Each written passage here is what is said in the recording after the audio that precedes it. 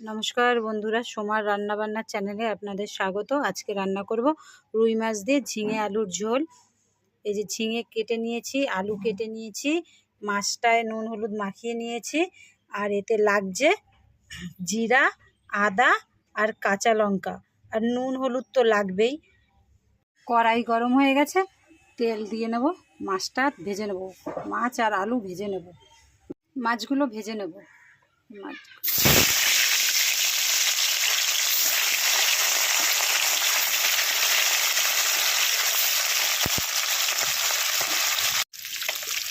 উল্টে পাল্টে লাল লাল করে সব মাছগুলো ভেজে নেব।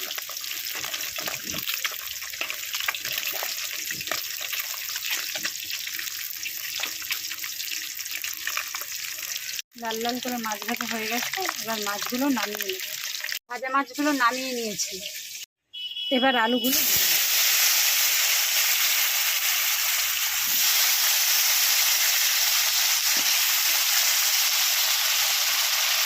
লাল লাল করে আলুগুলো ভাজা হয়ে গেছে, এবার আলুগুলো নামিয়ে নেব। মাছ ভাজা তেলের মধ্যে দিয়ে দেবো তেজপাতা আর সাদা জিরা।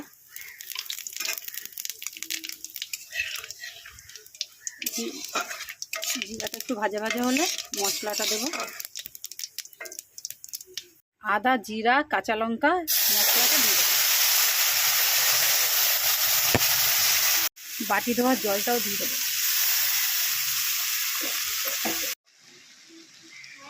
এবার লবণ, স্বাদ মতো লবণ, হলুদ,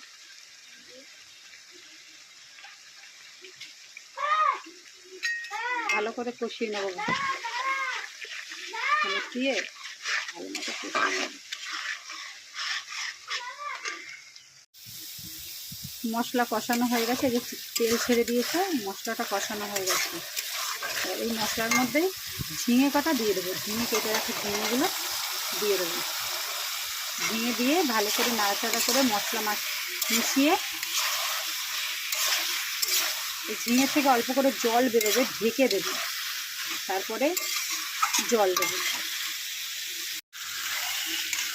নাড়াচাড়া করে ঢাকা দিয়ে দেবো।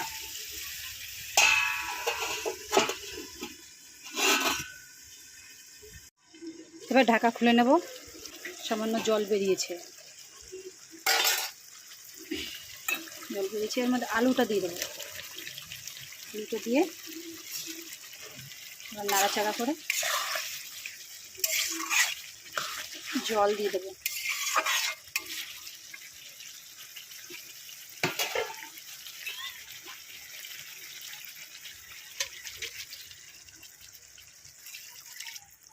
জল দিয়ে দিলাম, আর জলটা ফুটে উঠবে, উঠলে মাছটা দিয়ে দেবো।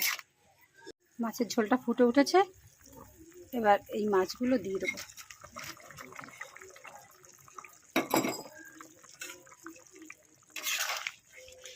মাছগুলো দিয়ে ফুটিয়ে নেব। ফুটে গেলে তরকারি তৈরি হয়ে যাবে।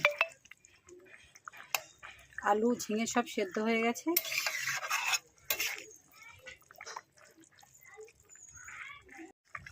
মাছের ঝোল রান্না হয়ে গেছে, এবার ধনে পাতা দিয়ে নামিয়ে নেব। ধনে পাতা দিয়ে মাছের ঝোল হয়ে গেছে, নামিয়ে নিয়েছি। এইভাবে রান্না করে দেখুন, খুব ভালো লাগবে।